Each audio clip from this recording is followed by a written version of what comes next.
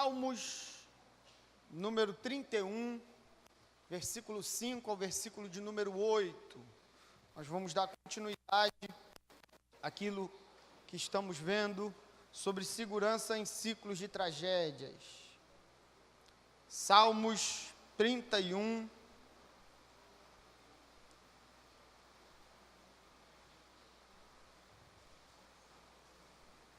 versículo 5 ao versículo de número 8, continuidade com aquilo que nós vimos na semana passada, e iremos ver novamente, em outro versículo,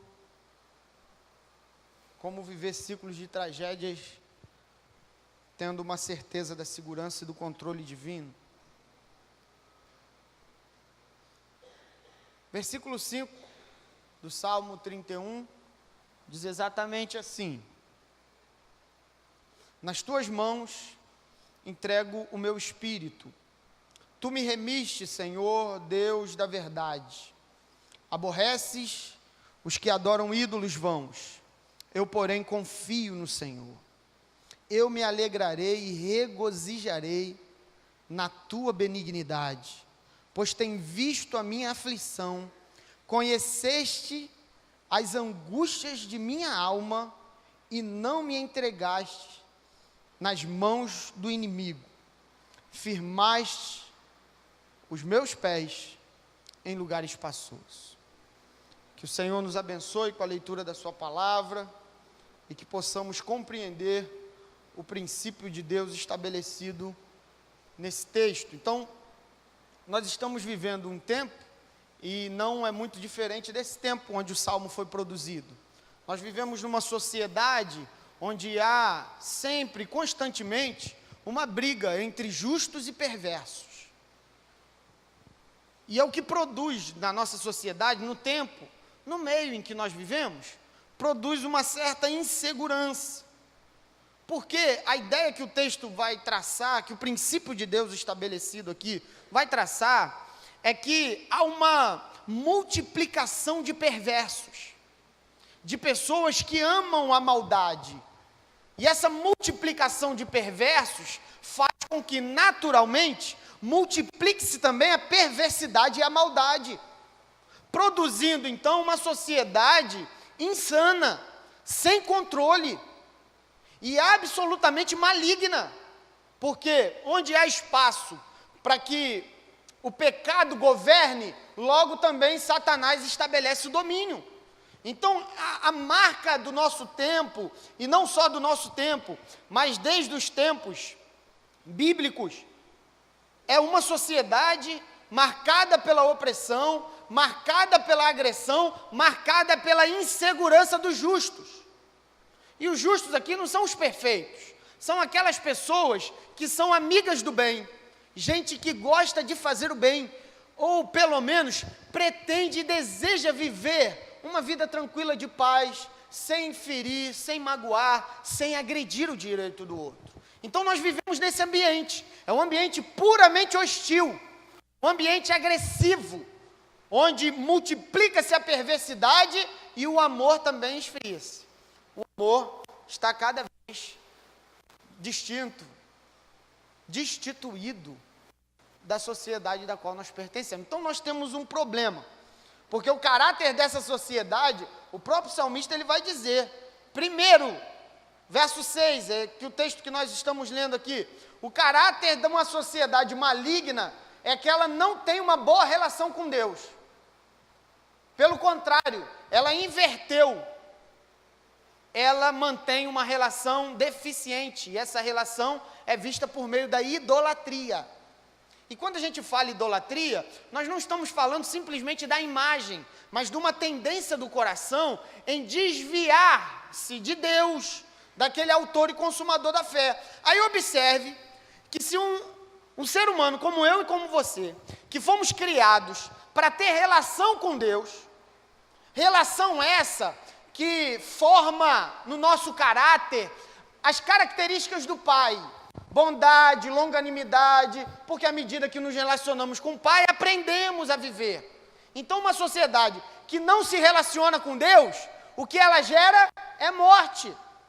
porque agora ela passa a se relacionar com uma forma de Deus criado segundo a sua própria concupiscência, segundo a sua própria necessidade.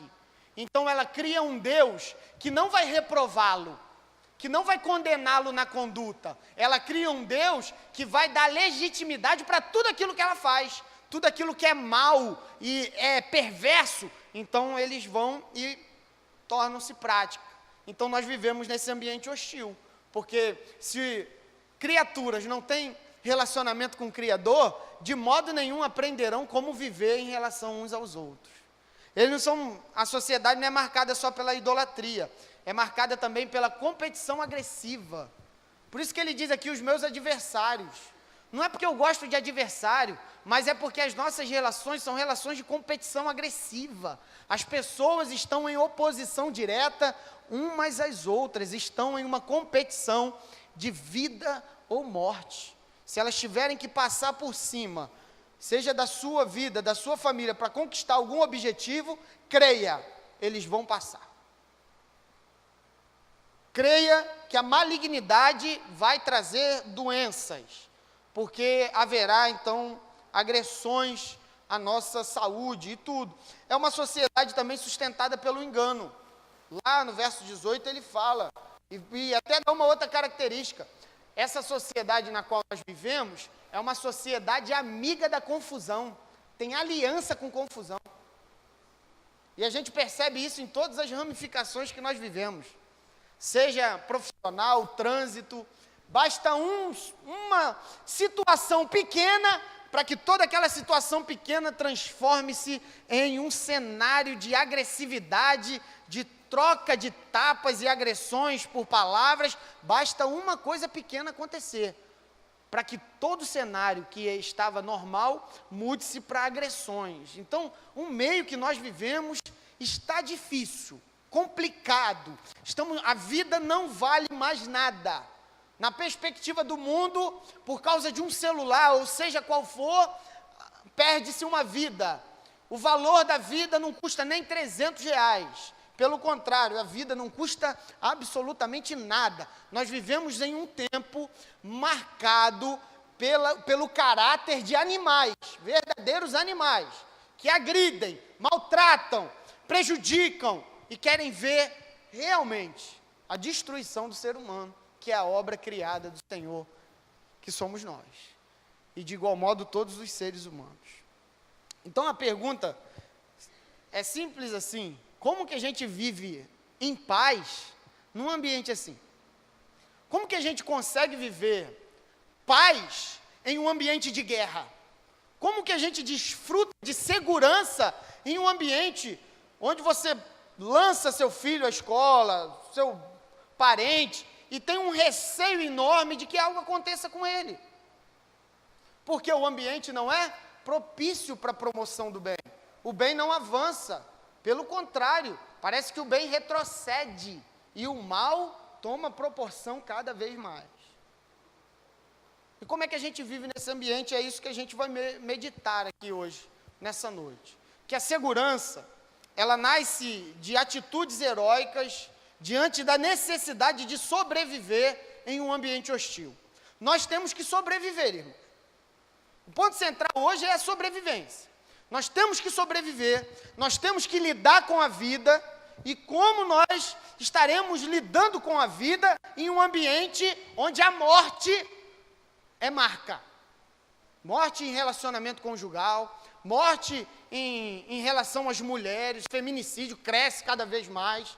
Então, olha o ambiente no qual nós estamos vivendo, de tragédias atrás de tragédias, onde a vida não vale mais. Mas para que a gente tenha segurança, a gente precisa ter algumas atitudes heróicas. Porque o tempo hoje não é o tempo de quem simplesmente sobrevive, mas realmente é o tempo de quem prevalece. De gente que está lutando pela sobrevivência e buscando segurança. Porque a todo momento existe uma briga, uma colisão e um problema que nós precisamos estar sempre nos esquivando e nos desviando disso tudo. E esse salmo, ele fala exatamente de duas atitudes heróicas, que nós precisamos praticá-las para que a gente consiga viver bem uma vida de segurança. Uma vida relativamente de segurança e de paz. E a primeira atitude que a gente precisa ter está do verso 5 ao verso 6. Pedir a você que permaneça com a sua Bíblia aberta. Verso 5 ao verso 6, ele fala sobre a ideia de entrego nas tuas mãos o meu espírito. Aí no verso 6 ele fala: aborrece os que adoram ídolos vãos, eu, porém, confio no Senhor. Então, a relação de entrega que o salmista está pretendendo esclarecer para a gente, é uma relação com o Pai de uma entrega consciente. É uma entrega de confiança, de dependência, de súplica por ajuda. O salmista aqui não é um homem anormal. Pelo contrário, ele é um homem que reflete exatamente os conteúdos do nosso coração. O modo como o nosso coração encontra-se em determinados momentos da vida. E ele está dizendo e refletindo exatamente isso, uma entrega consciente, que repousa sobre uma dependência de Deus, porque a entrega dele aqui, irmãos, não é aquela entrega típica nossa de vez em quando. Não é um modelo de entrega como alguém que entrega a sua vida para Jesus em um momento de culto, em um momento onde a vida pode estar difícil, mas ainda não chegou ao ponto de desespero. Então esse texto não é de gente que está vivendo bem e que entregou a vida a Jesus porque foi conveniente naquele momento. Esse texto aqui, ele está falando de uma entrega de desespero. Não é qualquer tipo de entrega. Por isso que ele utiliza uma palavra muito curiosa. Essa palavra que ele utiliza, entrego em tuas mãos o meu espírito, e espírito tem a ver com vida, tem a ver com aquilo que é precioso. E ele começa a desenvolver a seguinte ideia. Essa ideia de entregar e confiar, que o texto está dizendo aqui nessas duas palavras, está restrito à ideia de um comércio. A ideia de uma vida comercial. Vamos supor que ele está falando de um indivíduo que tem um bem muito grande, tem um recurso financeiro muito grande, mas ele chegou a um ponto da vida que ele não tem como mais administrar todo aquele bem. Ele tem todos aqueles bens conquistados, e ele chegou a um período da vida física, de saúde, emocional, de inteligência, que ele não tem condição de administrar esse bem. Então ele tem uma preciosidade, mas ele não tem como manter essa preciosidade segura. Então ele procura um responsável para manter em segurança aquilo que lhe é precioso, porque ele já não tem condição de administrar. Então percebe que não é alguém que pode fazer a coisa e está entregando só por conveniência, é alguém que não tem condição mais de administrar essa situação. Então ele procura, nos nossos dias, procura um banco e deposita ali todos os seus bens, a fim de que seja o banco, seja uma pessoa, consiga administrar as preciosidades que ele tem, mas ele não consegue. Ele chegou a um ponto onde os recursos humanos se esgotaram, ele não tem condição de manter aquilo. Porque o que é mais precioso para ele, nas mãos dele, é fracasso, porque a ideia é que o inimigo pode roubar, alguém pode entrar e saquear aquilo que lhe é mais precioso. E essa ilustração que esse texto mesmo nos diz, faz esse modelo de entrega diferenciado. Não é uma entrega conveniente, é uma entrega de quem está desesperado pedindo ajuda, porque chegou a um ponto onde ele não consegue mais administrar aquele bem. E esse bem é precioso. Então essa entrega consciente exige algumas coisas.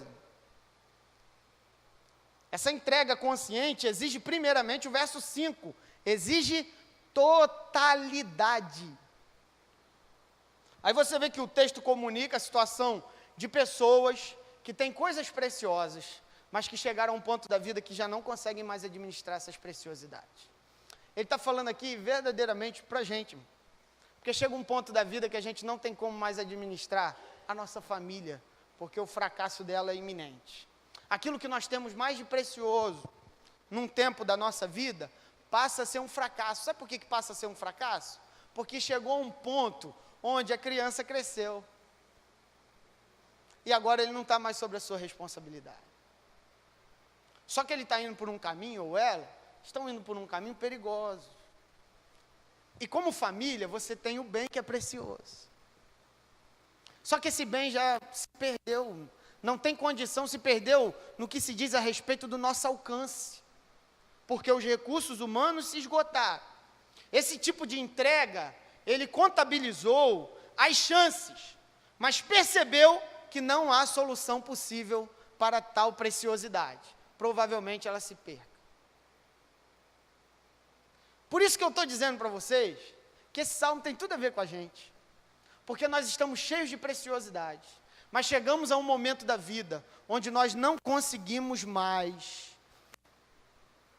manter seguro aquilo que nos é mais precioso nessa vida, porque fugiu do nosso alcance, os nossos recursos foram embora, as nossas tentativas não mudam mais nada, parece que é uma rocha e que nada muda, seja a nível conjugal, profissional, a nível de filiação, seja qual for a área, todos nós temos preciosidades, mas enxergamos então em quem tem essa preciosidade um fracasso da nossa humanidade, porque queremos mudar a história de pessoas que estão ao nosso redor e não conseguimos.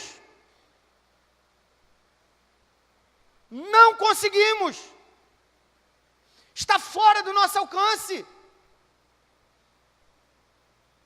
E aí isso começa a gerar desespero, preocupações excessivas, doenças emocionais, doenças físicas, porque temos um bem precioso que Deus nos deu, mas chegamos a um ponto da vida que esse bem não está mais seguro em nossas mãos.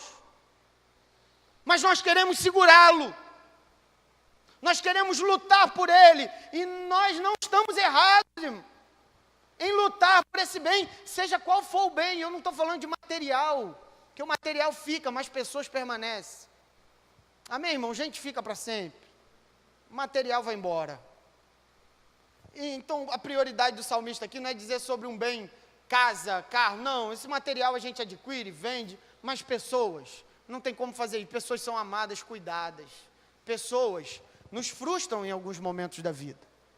Então, a situação que a vida, de um modo geral, apresenta, ela não é favorável.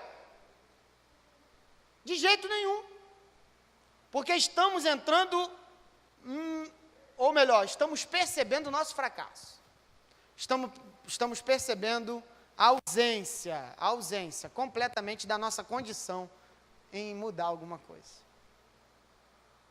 A entrega aqui não é fruto de uma sinceridade do coração. A entrega não é fruto de uma sinceridade do coração. É uma entrega para quem já cansou, irmão.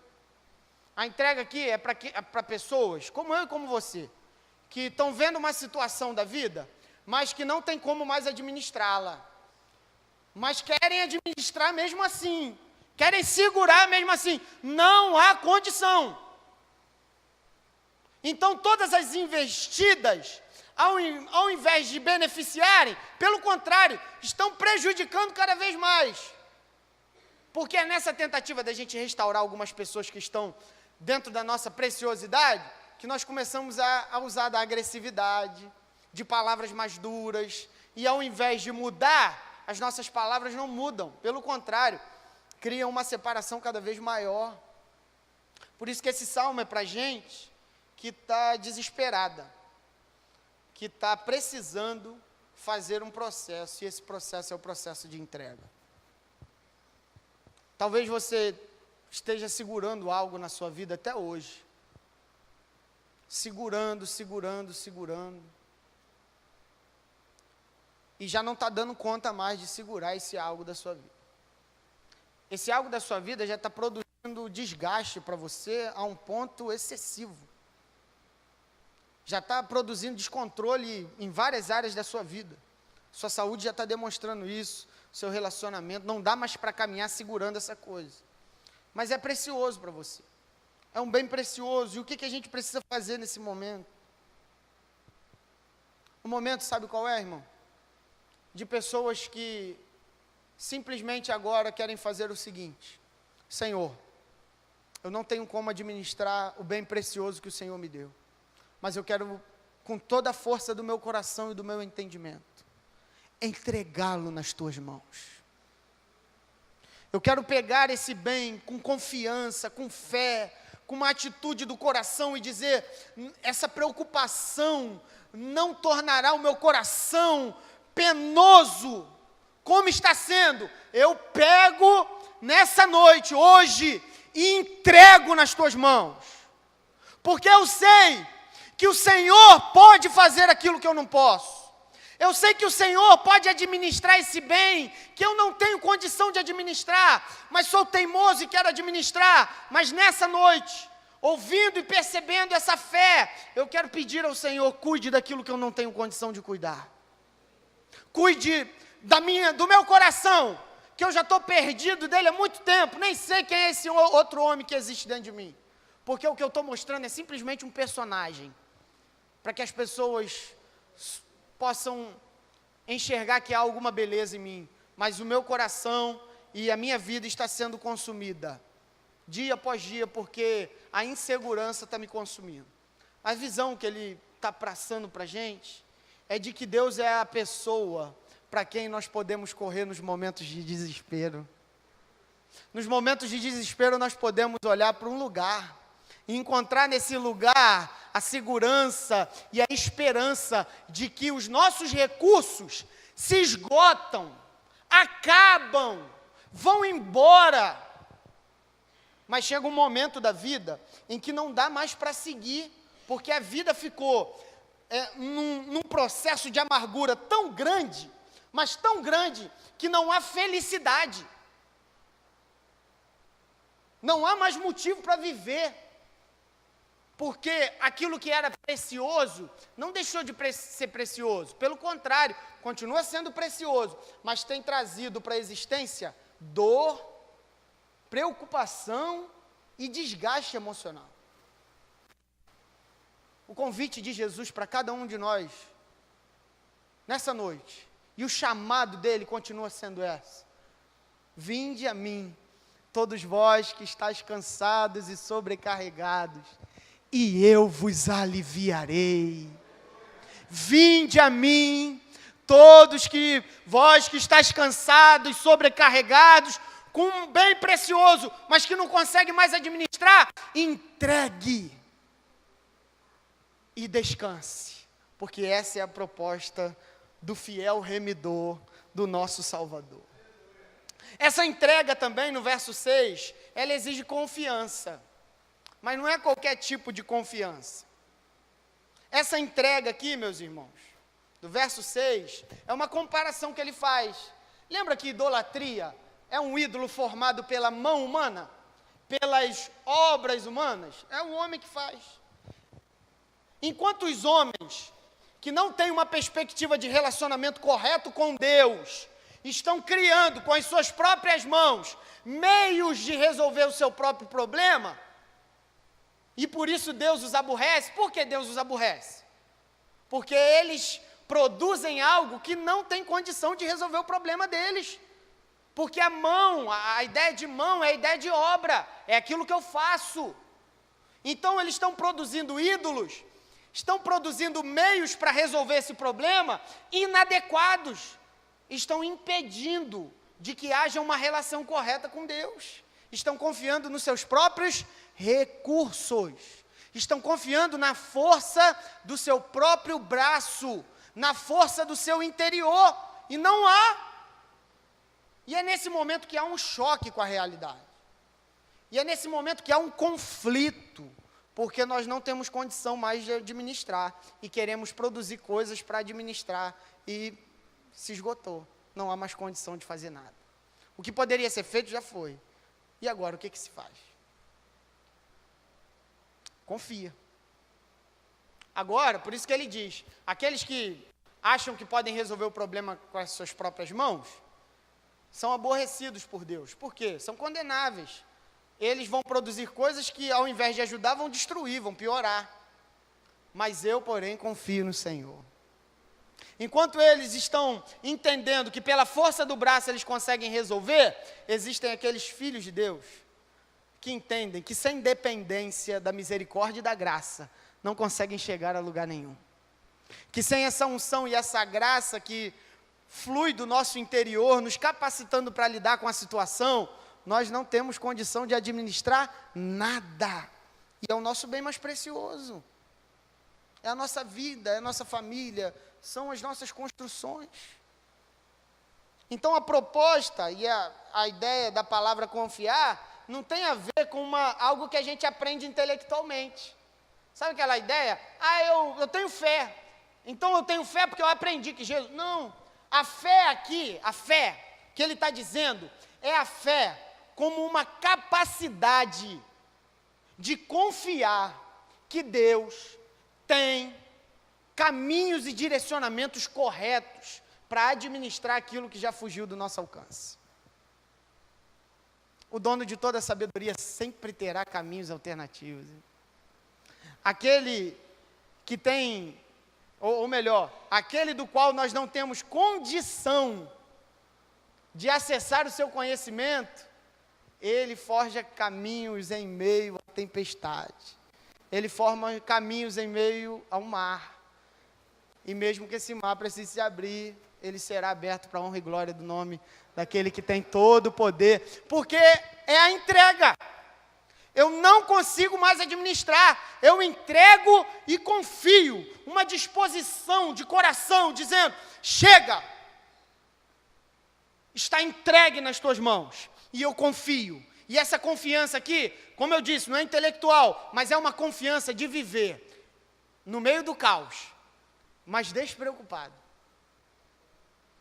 Ainda que se estoure a guerra, mesmo assim, eu confiarei. Quando tudo está dando errado, mas quem está vivendo esse cenário, onde a morte está avançando, ainda tem a capacidade de enxergar a obra e a mão de Deus sobre a crise e sobre a tempestade. Esses são aqueles que não confiam intelectualmente, mas confiam com uma certeza de estarem despreocupados. Do coração, será aliviado das cargas. E a ansiedade não dominar, e a depressão não tomar conta, por não ver resultado, mas antes uma esperança profunda de que aquele que é fiel para fazer infinitamente mais de tudo quanto pedimos ou pensamos, segundo o poder que opera em vós. É o Deus das causas impossíveis e dos caminhos de força inesgotáveis. E a ideia que ele vai dizer é esse paralelo, é esse caminho. E aí nós temos dois exemplos no Novo Testamento. Nosso Senhor Jesus viveu esse momento de desespero. Na cruz do Calvário, ele declara exatamente esse salmo: Senhor, em tuas mãos entrego o meu espírito. Senhor, os recursos humanos acabaram, mas eu estou plenamente confiante de que aquele que me enviou para cumprir a missão, ao terceiro dia, esse poder da graça fará com que eu saia do túmulo com vida, porque aquele que prometeu é fiel. Senhor, quando os recursos já se esgotaram, tem um outro camarada também interessante, amigo nosso, Estevão, sendo apedrejado. Estevão, após ver os céus sendo abertos diante da sua presença, ele declara: Senhor, receba o meu espírito. E a ideia aqui não é só uma ideia de morte. A ideia aqui é de gente que percebeu e olhou para o lado e percebeu que a sua preciosidade está a ponto de ser roubada. Mas ele está dizendo: minha preciosidade não vai ser roubada por ninguém não. Pelo contrário, a minha preciosidade eu confio nas tuas mãos. Estevão demonstra exatamente isso. De pessoas, de quem confia, entrega totalmente, sem reservas, porque não há como fugir.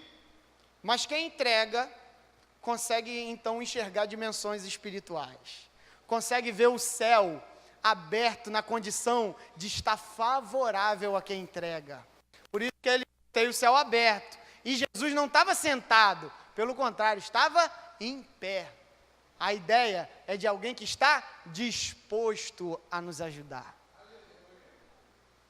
A visão que ele quer passar para a gente é exatamente essa, de que a nossa segurança nasce dessas atitudes heróicas. Uma atitude heróica a fim de sobreviver num ambiente hostil. Mas para viver a gente precisa entregar. Para viver a gente precisa confiar. E quem confia algo, descansa. Quem confia algo, descansa sobre a presença e a consciência de que o Senhor é o fiel administrador. De que o Senhor, a quem nós confiamos, Ele administrará o nosso bem precioso da maneira como lhe apraz. Porque a vontade de Deus, ela é boa, né? Ela é perfeita, ela é agradável. Mas precisamos entregar. Para estar seguro, não é para lutar.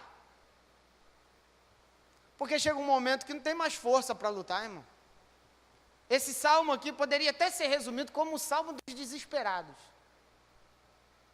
Como o salmo de gente que olha e fala assim, meu Deus, eu estou montando um personagem aqui na igreja, porque a igreja é um lugar de gente forte, né? É um lugar de dizer, não, Jesus vai me ajudar mesmo. Mas por dentro existe aquela dor dizendo assim, misericórdia. Na igreja, geralmente, é o lugar do personagem, da atuação, né? Está tudo indo de mal a pior. O coração está extremamente perturbado. Mas o personagem de um cristão com fé tem que ser mantido. Impossível, irmão. Até Jesus chorou. Impossível. Até Jesus chegou um momento no Getsemane que, disse aos discípulos, a minha alma está angustiada até a morte. Meu desejo é morrer. Porque a angústia é tão grande que eu não consigo mais administrar nada disso. Então é quando o personagem vai embora e a gente passa a enxergar realmente quem somos e o quanto nós dependemos da graça. E esse salmo é para gente que não está sustentando um personagem. Esse salmo é para mim e para você, que está declarando para Deus nessa noite, estou desesperado e não sei mais como administrar o bem. Então, nessa noite, eu quero entregá-lo ao Senhor e dizer, confio na tua providência. Confio, porque o Senhor é poderoso e descansarei sobre a tua graça. E viverei normalmente, mesmo que a guerra ainda esteja sobre mim. A segunda atitude, primeira, é a questão da entrega consciente. Segunda atitude, que ele vai dizer, e última, do verso 7 ao verso 8, é alegrar-se na adversidade. Por isso que ele diz lá no Salmo, verso 7, eu me alegrarei e regozijarei na tua benignidade, pois tem visto a minha aflição, conheceste as angústias de minha alma. Percebe que o texto não está dizendo que tu livrastes-me das angústias. Não, o texto está dizendo isso não. Eu me alegrarei e regozijarei, porque o Senhor torna-se favorável ao meu sofrimento. Porque quem conhece, quem vê, a ideia de que Deus tem essa visão e esse conhecimento é de alguém que está favorável. Alguém que está no caminho de nos ajudar. Mas antes da ajuda, ele diz, eu me alegrarei e regozijarei. Porque se o Senhor conhece e tem visto, eu sei que o Senhor me salvará. Se o Senhor conhece e tem visto, o Senhor é favorável à minha petição e à minha súplica. E o salmista, visando refletir um conteúdo de uma fé que alegra-se na adversidade, ele fala de que essa adversidade ela tem uma origem. Essa alegria, melhor dizendo, essa alegria, esse regozijo, ele tem uma origem. E essa origem é que sustenta a alegria. Aí ele vai dizer que é a benignidade. Porque a benignidade do Senhor faz com que os aflitos sejam assistidos nas suas aflições e nas suas angústias. Faz com que os aflitos também sejam direcionados, no verso 8, a um momento de paz. Faz com que os aflitos passem por caminhos e sejam conduzidos até aquilo que o Senhor deseja. Então esse salmo está refletindo a bondade amorosa do Pai.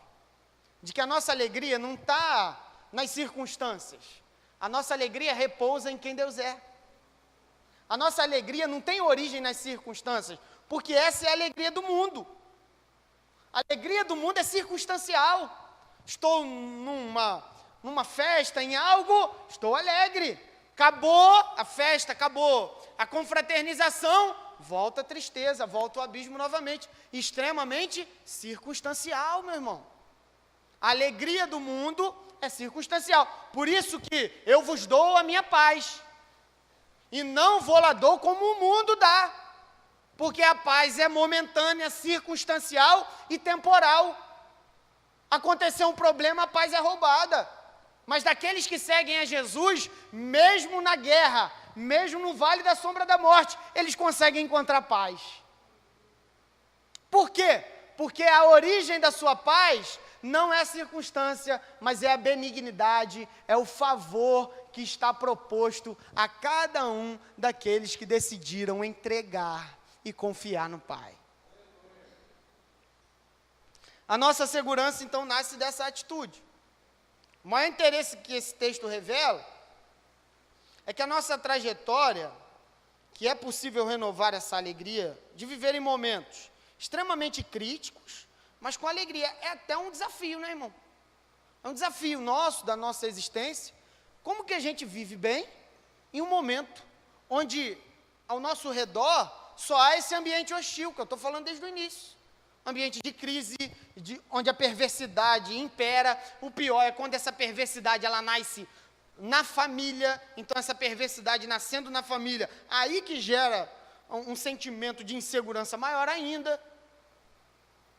Então percebe que essa alegria, ela precisa ser renovada. Ela precisa ser vista pela ótica do Evangelho e pela ótica daquele que segue a Jesus. Não como algo circunstancial, mas como algo que transcende todo ato circunstancial e toda temporalidade.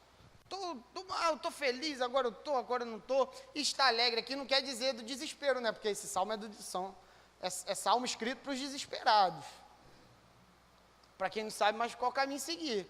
Mas aí os desesperados, quando entregam e confiam, têm motivos para alegrar-se. Por que eles têm motivos para alegrar-se? Porque a origem da alegria deles vem da benignidade, vem do bom grado, daquele que nos ama e nos quer ver bem. E aí como é que a gente renova essa alegria? De estar seguro, mesmo entendendo que vida sem alegria, e a gente precisa entender que alegria não é um estado de simplesmente face, né? Um dia eu estou feliz, outro dia eu estou triste, não. Alegria é um estado de entendimento espiritual do coração, onde a gente compreende a segurança.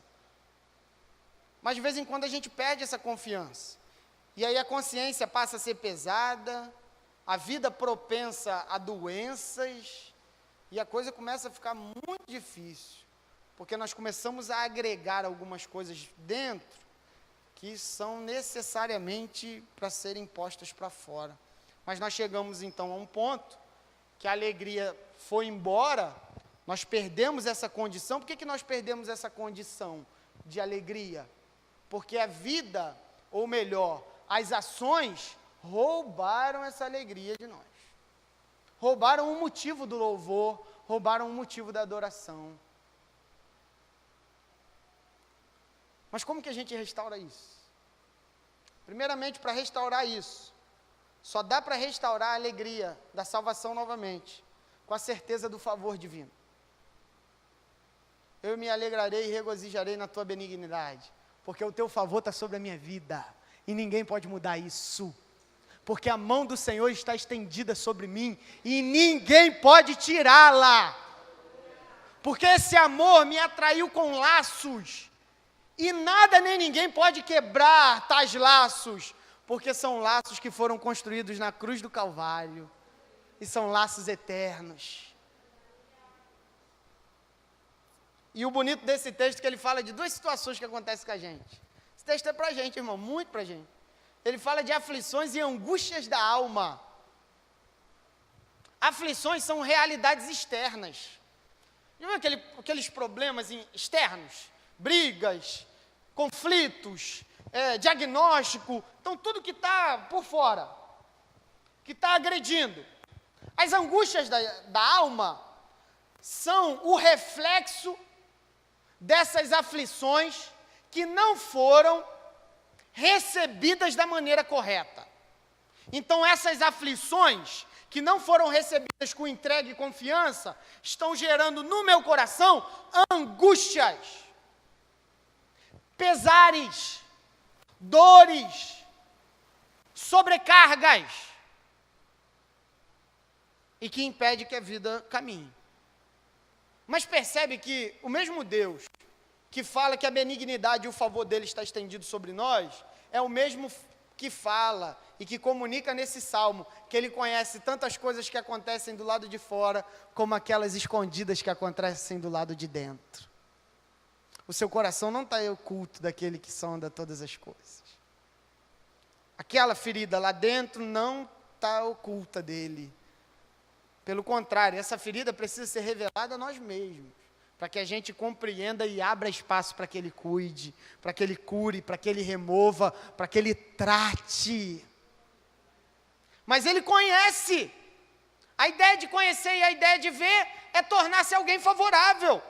São essas aflições e essa alegria que precisa ser renovada no meu e no seu coração. Essa alegria da salvação que precisa ser reafirmada na nossa vida, ela nasce dessa certeza e dessa convicção de aconteça o que acontecer ao meu redor, a mão do Todo-Poderoso ainda continua favorável ao meu alcance. O favor, a benignidade, e a ideia de benignidade é a ideia de um amor bondoso, aquele que deseja fazer o bem, aquele que deseja aliviar nossas cargas. E nós não entendemos de vez em quando o que acontece. Uma família bonita, um bom emprego, tudo para viver bem, mas é um fracasso. Mas por que é um fracasso? Por que falta essa alegria? E eu não estou falando da alegria que nós externamos nas redes sociais, que é uma alegria mentirosa, falsa, que é circunstancial, que é provar para outros como está o nosso coração. E é mentira, irmão. Porque nós queremos provar uma alegria, montamos um personagem, sustentamos um sorriso que não tem nada de verdade, pelo contrário, é simplesmente para agradar e dizer está tudo bem, mas não está. E essa alegria está além de tudo isso. Essa alegria vai fazer com que a médio e a longo prazo, a minha vida e a sua vida, a gente tenha maturidade suficiente para enfrentar os problemas e não deixar com que esses problemas roubem a nossa paz, roubem a nossa segurança, tragam preocupações excessivas à nossa mente, e assim um peso, uma sobrecarga. Tem tudo para dar certo, está numa igreja bonita, irmão. Congregacional de Capoeira Grande, a igreja linda. Tinha tudo para dar certo. Só gente bonita, família bonita, filhos bonitos, carro do ano ou não, mas não importa, o negócio é estar andando. Tinha tudo para dar certo, irmão. Se de vez em quando você anda dentro do carro, fica um cheirinho de fumaça, faz mal não, isso acontece com a gente. Aí até pergunta, veio do churrasco? Não, saí de dentro do carro, né? Aquele negócio. Porque tem tudo para ser feliz, mas a felicidade, a alegria, está nas coisas, nas circunstâncias. A proposta do salmista é trazer pessoas, tirar pessoas do desespero e conduzi-las a uma alegria que transcende as circunstâncias, que vai além da circunstância. Que eu posso estar de qualquer forma, posso viver na abundância, na fartura, posso estar bem com isso ou com aquilo, posso ter e não ter, mas eu aprendi uma coisa: eu posso todas as coisas naquele que me fortalece. Eu posso viver todos os momentos da vida, porque Ele me fortalece, Ele é a capacitação, e é sobre a benignidade dEle que repousamos. Não temos tudo o que queremos, mas tudo que precisamos nós temos. E quem tem Deus tem tudo que precisa ter. Jesus, sem dúvida, irmãos, e eu tenho uma profunda convicção de que hoje, nessa noite, Jesus fará uma obra no nosso coração. E já está fazendo. Os desesperados dessa noite, como eu e como você, sairão daqui seguros. Sairão daqui renovados e revigorados. Porque nessa noite é noite de entrega. É noite de dizer, confio ao Senhor, porque eu não tenho mais condição de administrar. Me ajude. É gente que está dizendo assim para Deus, Senhor, eu tenho uma preciosidade que é o meu coração. Eu não estou conseguindo mais viver em paz. Eu entrego ao Senhor, porque nem isso eu estou conseguindo mais administrar. É o meu marido, é a minha esposa. É a noite de você entregar. Não a sua cruz, tá, irmão? Que você aprende aqui, de que marido, esposa.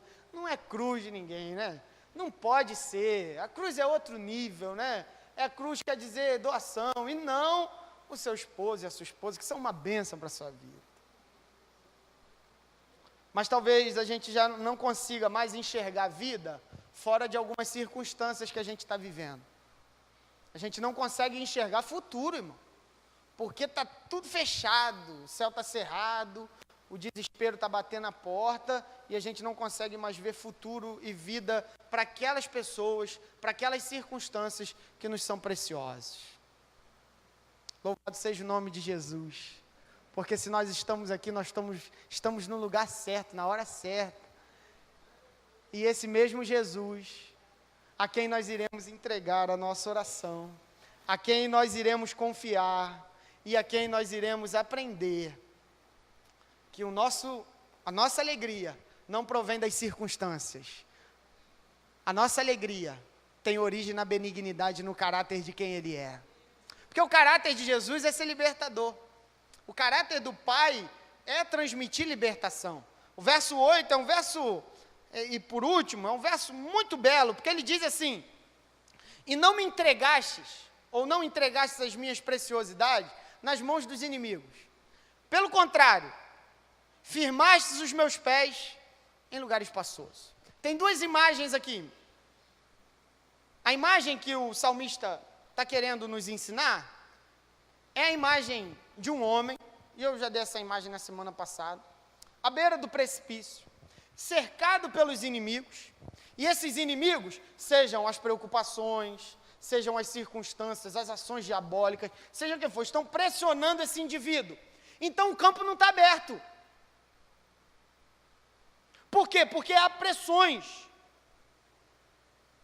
tanto de um lado quanto de outro, e à beira do precipício, só dá para olhar ou para a morte, não é isso? Porque lá vem o inimigo, e aqui tem a morte. Aí na semana passada nós vimos que mesmo na beira do precipício, a nossa segurança não é geográfica, porque mesmo na beira do precipício, no vale da sombra da morte, Ele estará conosco. Então mudou a coisa, porque Ele é a nossa rocha.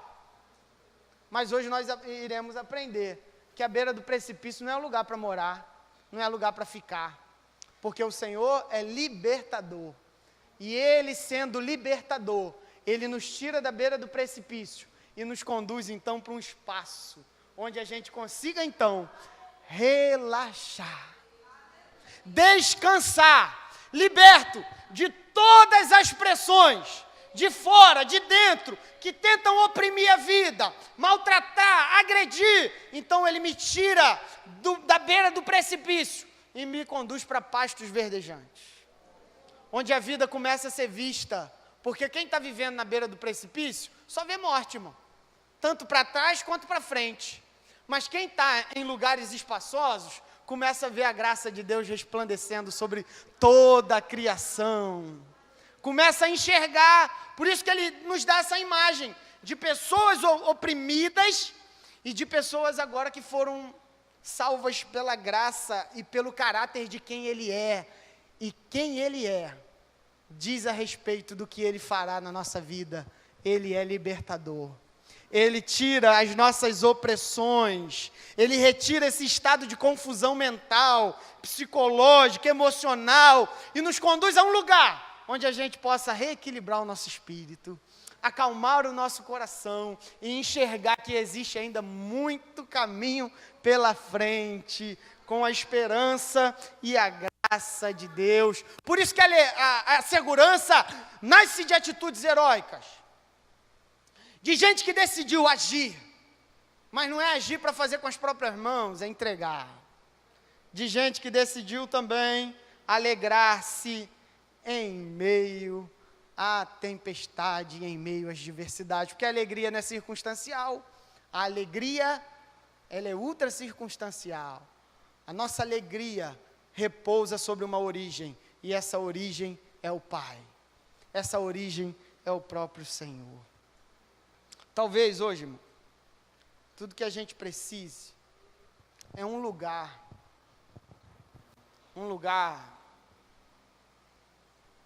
onde a gente consiga aquietar nossa alma. Porque chega alguns momentos da vida, que ao olhar para frente, ao olhar para trás, a gente já não enxerga tanta coisa.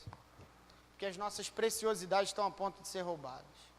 E se aquilo que nos é precioso está a ponto de ser roubado, isso tira a nossa paz, tira tudo da gente.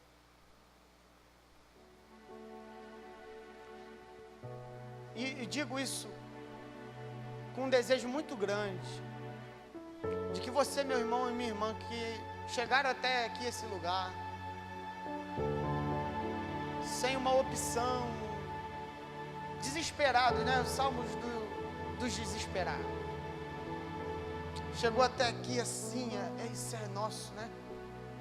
Às vezes a gente se encontra exatamente assim. Se você chegou aqui assim, peça ajuda. Eu me recordei que eu também tenho coisas que me são preciosas, como qualquer homem e qualquer mulher que está aqui. A gente tem bens preciosos, são pessoas, tem mães, esposas, maridos aqui que estão nesse nível de desespero, que estão vendo o bem mais precioso ir embora, sem controle de administrar. Nós precisamos do Salvador, nós precisamos dele nessa noite.